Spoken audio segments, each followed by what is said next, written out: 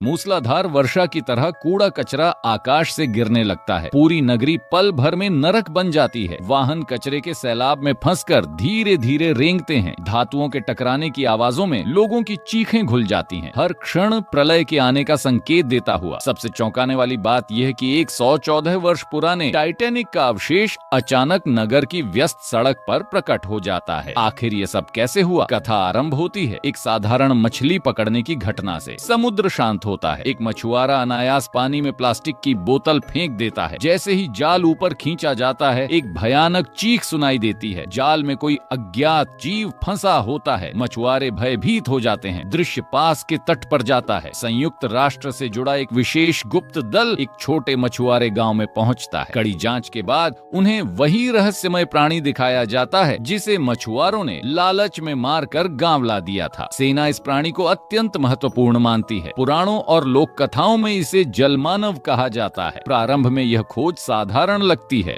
पर जब उसके जबड़े के नीचे जड़ी हुई एक मोती मिलती है जो प्राकृतिक नहीं बल्कि जानबूझकर लगाई गई होती है, तब सबको समझ आ जाता है कि यह प्राणी बुद्धिमान है। हजारों वर्षों से ऐसा कार्य केवल मनुष्य ही करता आया है। दल का नेतृत्व कर रहे कर्नल अर्जुन प्राणी की गहन जांच का आदेश देते हैं। सब लोग वहां से चले जाते हैं। केवल अमित शव के पास रुकता है। वह मन ही मन प्रार्थना करता है, जो भी हो, एक जीवन समाप्त हुआ है। बाद में तट पर विशेष उपकरण लगाए जाते हैं। समुद्र की गहराइयों में अनुवाद संकेत भेजे जाते हैं ताकि जल मानवों से संपर्क स्थापित किया जा सके। रात के समय शव की पहरेदारी कर रहे सैनिक बातचीत में व्यस्त होते हैं कि अचानक जमीन गीली होकर दलदल जैसी हो जाती है। एक महिला सैनिक आधी जमीन में धंस जाती है। साथी उसे बचाने बढ़ता है, पर एक काला हाथ दोनों को नीचे खींच लेता है। तुरंत चेतावनी बज उठती है। जब सैनिक पहुंचते हैं तो शव और दोनों प्रहरी गायब मिलते हैं। जमीन फिर से कठोर हो जाती है। अमित को जमीन के नीचे से संचार यंत्र की कमजोर आवाज सुनाई देती है। खुदाई करने पर एक मरोड़ी हुई मानवीय बांह दिखाई देती है। ये उसका पहला प्रत्यक्ष भयावह अनुभव होता है। वह सच स्वीकार करता है, वह केवल एक कार्यालयीन कर्मचारी है। मूल कार्यकर्ता के अवकाश पर होने के कारण उसे बिना प्रशिक्षण के भेज दिया गया था। कर्नल शांत स्वर में कहते हैं, इतिहास प्रायः संयोगों से बनता है और कई महान घटनाओं के साक्षी साधारण लोग ही होते हैं। तभी एक जीवित जल मानव स्वयं सामने आता है। सैनिक सतर्क हो जाते हैं। हथियार नीचे रखवाए जाते हैं और अनुवाद यंत्र चालू किया जाता है। जल मानव कहता है, तुमने हमारे एक सदस्य को मारा। उत्तर मिलता है, तुमने हमारे 2 सैनिक मारे। अब हिसाब छोड़कर संवाद आवश्यक है। जल मानव घोषणा करता है, मैं समस्त मानव जाति से बात करना चाहता हूँ। उसी क्षण विश्व भर में चेतावनियां गूंज उठती हैं। जल मानव हर महाद्वीप पर प्रकट होने लगते हैं, मानो प्राचीन शासक लौट आए हों। कुछ दिनों बाद मानव और जल मानवों के बीच पहली आधिकारिक वार्ता आयोजित की जाती है। मानव पक्ष का नेतृत्व केट शर्मा करती है। जल से भरे सभागार में जल मानव प्रतिनिधि प्रवेश करते हैं। उनका नेता अन्य सभी से अधिक मानव सदृश प्रतीत होता है। यह भी स्पष्ट हो जाता है कि वे जल के बिना भी श्वास ले सकते हैं, अर्थात वे धरती पर रहने में सक्षम हैं। मानव वैज्ञानिक डॉज जोनाथन बोलना शुरू करते हैं, पर जल मानव प्रतिनिधि उन्हें शुद्ध मानव भाषा में रोक देता है। फिर वह अपना उपहार प्रस्तुत करता है, मृत जल मानवों के अंडे। वह क्रोधित होकर कहता है कि मानव के तेल, विष और अपशिष्ट ने उनके बच्चों का जीवन छीन लिया। इसके बाद एक दृश्य दिखाया जाता है। अमित जल मानव के शव के लिए प्रार्थना करता हुआ। प्रतिनिधि कहता है, जो मृतकों का सम्मान करता है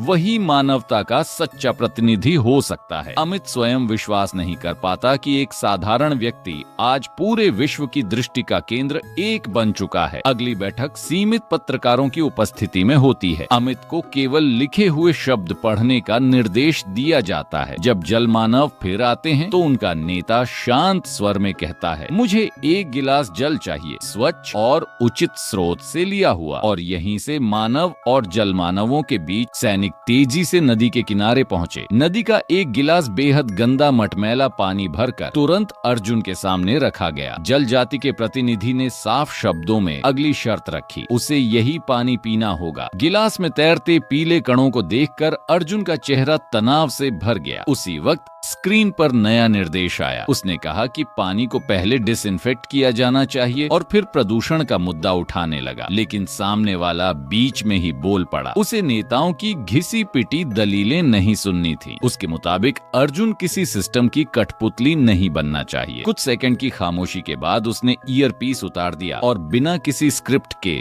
बोलना शुरू किया। उसका कहना था, इंसान हद से ज्यादा लालची और स्वार्थी हो चुका है। थोड़े से फायदे के लिए वो पूरी धरती को तबाही के कगार पर धकेल रहा है। यहाँ तक कि बातचीत के दौरान भी अनगिनत फैक्ट्रियां नदियों और समुद्रों में झर उगल रही हैं। ये बात जल जाति के प्रतिनिधि को पसंद आई। I think you are my favourite human. उसे लगा सब कुछ सही रहा, लेकिन जैसे ही उसने चारों ओर देखा, पूरा हॉल सन्नाटे में डूबा था। मीटिंग तक रोकनी पड़ी। उसकी ईमानदारी इंसानों को एक बेहद कमजोर स्थिति में ले आई थी। इसके बाद स्पेशल टास्क फोर्स ने जगह बदलने का फैसला किया और जल जाति की बनावट पर रिसर्च शुरू कर दी। यहाँ तक कि मर चुके अंडों तक को नहीं छोड़ा गया। पहले ही साफ हो चुका था कि ये प्रजाति एक पल में पूरी जाति को जानकारी भेज सकती है। शक था कि ये किसी समुद्री नेटवर्क जैसा सिस्टम है, कुछ हद तक प्राकृतिक हाइव माइंड। काव्या को अंदेशा हुआ कि उनके कुओं पर लगी मोतियां शायद इसमें अहम भूमिका निभाती है। स्पष्ट था, इस जाति के बारे में अभी बहुत कुछ समझना बाकी है, लेकिन बातचीत जारी रखनी थी। इस बार इंसानों ने पहल की। अर्जुन ने वादा किया कि 2065 तक 50% प्रदूषण कम किया जाएगा और उसके बाद सफाई की रफ्तार तेज होगी। मगर सामने वाले को ये बहुत धीमा लगा। हर दिन उसके लोग मर रहे थे। वो 40 साल इंतजार नहीं कर सकता था। समझाया गया कि पर्यावरण सुधार एक दिन का काम नहीं होता, लेकिन जवाब साफ था, इंसानी सत्ता की नीयत अब भी कमजोर है। अचानक उसने आसमान की ओर देखा। पूरी सिटी बिना चेतावनी अंधेरे में डूब गई। लोगों को लगा शायद तूफान आने वाला है, लेकिन जो गिरा वो बारिश नहीं थी। प्लास्टिक बैग, बोतलें और मछली पकड़ने के जाल, कचरे की बारिश। पूरा शहर अफरा तफरी में बदल गया। ऊंची इमारत में चल रही बातचीत भी रुक गई। सिर्फ आधे घंटे में साफ सड़कें कचरे के पहाड़ों में बदल चुकी थीं। सबसे हैरान करने वाली बात, 100 साल से डूबा हुआ टाइटैनिक का मलबा शहर के बीचों बीच दिखाई दिया। दुनिया के बड़े शहर ठप पड़ गए। हर तरफ संकट की घोषणाएं होने लगी। कुछ वक्त बाद दोनों पक्ष फिर बातचीत की मेज पर लौटे। इस बार भी शांति की अपील की गई, लेकिन जवाब सख्त था। उसने बस इंसानों की गंदगी उन्हें लौटा दी थी। कंट्रोल रूम से निर्देश आया, युद्ध विराम समझौते की बात रखी जाए। 3 शर्तें सामने आईं। पहली, समुद्र और नदियों को तुरंत प्रदूषित करना बंद। दूसरी, दोनों जातियों की सीमाएं तय हों। तीसरी, अगली मीटिंग की जगह वही तय करेगा। पहली 2 शर्तें किसी तरह मानी गईं, लेकिन तीसरी शर्त चौंकाने वाली थी। मीटिंग धरती की सबसे गहरी समुद्री खाई में होगी, जहां इंसानों की सबसे एडवांस पनडुब्बी भी आधी गहराई तक ही जा सकती है। फिर भी अर्जुन ने हामी भर दी। उसे अंदाजा नहीं था कि समुद्र की गहराइयों में इतनी विकसित सभ्यता छुपी है, लेकिन इंसानी घमंड अब भी जिंदा था। पर्दे के पीछे एक खतरनाक योजना धीरे धीरे आकार ले रही थी। सेवरेंस जैसे आम से शब्द पर चर्चा चल ही रही थी कि काव्या आगे सवाल कर पाती। उससे पहले ही उसके सिर पर एक खतरनाक लाल डॉट आ गया, स्नाइपर का निशाना। किस्मत से उसका पर्सनल बॉडीगार्ड फौरन हरकत में आया और गोली चलने से ठीक पहले उसे जमीन पर गिरा दिया। उधर समुद्र की गहराई में बातचीत के लिए आए जलजीव प्रतिनिधि ने शांति का प्रतीक लकड़ी का ग्लोब सागर के सामने रखा। तभी विक्रम की नजर ग्लोब के अंदर चमकती लाल रोशनी पर पड़ी। कुछ गड़बड़ थी। उसने झपटकर जोर से धक्का दिया, लेकिन ग्लोब जमीन पर गिरने से पहले ही एक जबरदस्त ऊर्जा फूट पड़ी। पूरा इलाका फटने लगा। मौत बस 1 सेकंड दूर थी। सागर ने विक्रम को कसकर पकड़ा और दोनों समुद्र की सतह की ओर भाग निकले। इसी बीच जमीन पर एक और साजिश चल रही थी। हमले से उभरी काव्या ने देखा, हर न्यूज चैनल पर एक ऑफिशियल वीडियो चल रहा है। वीडियो में सागर ठंडे चेहरे से ऐलान कर रहा था कि इंसानी राजनयिकों के खून से जल जीवों की अगली पीढ़ी पलेगी और समुद्र को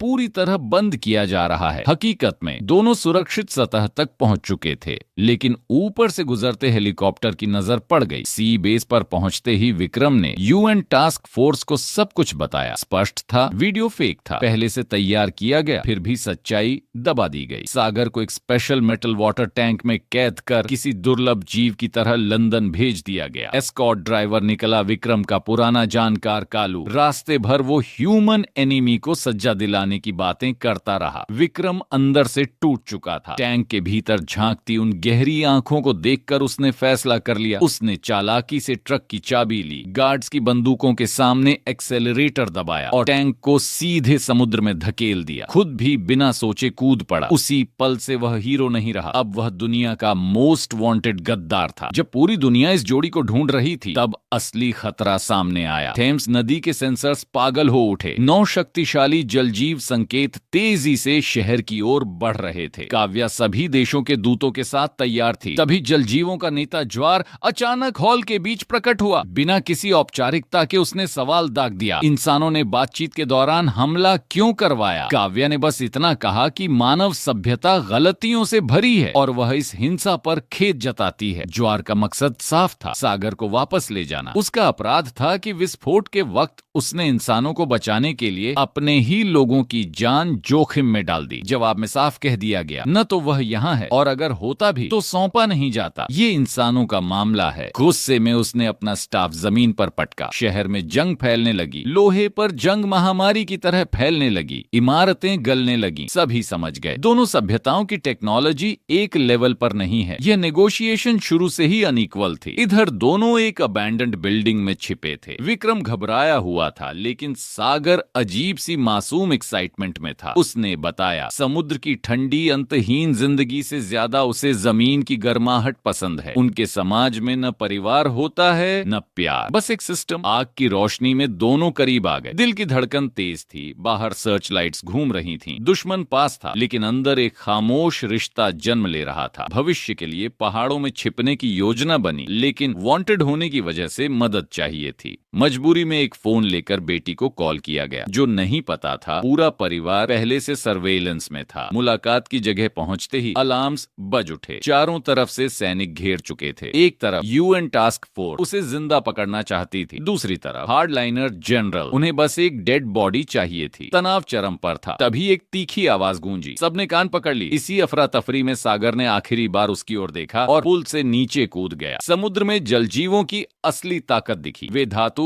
गलाने और समुद्री कचरा तक हथियार बनाने में सक्षम थे। फिर भी किसी ने नहीं सोचा था कि इतना शक्तिशाली समुदाय आखिरकार इंसानों से हार जाएगा। इसके बाद हालात और बिगड़े। विक्रम सुरक्षा के नाम पर प्रैक्टिकली कैद था। धमकी भरे मैसेजेस, खाना तक जांच के बाद। लेकिन एक बात बदल रही थी, उसका शरीर। साउंड अटैक के बाद से उसे चैन सिर्फ ठंडे साफ पानी में सिर डुबोने से मिलता। उधर बातचीत फिर भड़क उठी। तटीय शहरों में पालतू कुत्ते अजीब आवाजों के पीछे समुद्र में कूदने लगे। जलजीवों का जवाब था, यह शिकार है, जैसे इंसान मछलियां पकड़ते हैं। जल्द ही असली सच्चाई सामने आई। एंटार्कटिका की बर्फ को गुपचुप पिघलाया जा रहा था। 6 घंटे में पूरा ग्लेशियर गायब। अगर ऐसा चलता रहा तो समुद्र स्तर 100 मीटर बढ़ सकता था। मानव सभ्यता के लिए सीधी तबाही। अल्टीमेटम साफ था, 5 साल में समुद्र और नदियां साफ करो, वरना पूरी बर्फ छोड़ दी जाएगी। इसी बीच एक चेतावनी ऊपर तक पहुंची, अगर इंसान कोई सेवरेंस टाइप फैसला लेते हैं तो जंग तय है। और उसी रात विक्रम के खिलाफ एक सीक्रेट ऑपरेशन शुरू हो चुका था।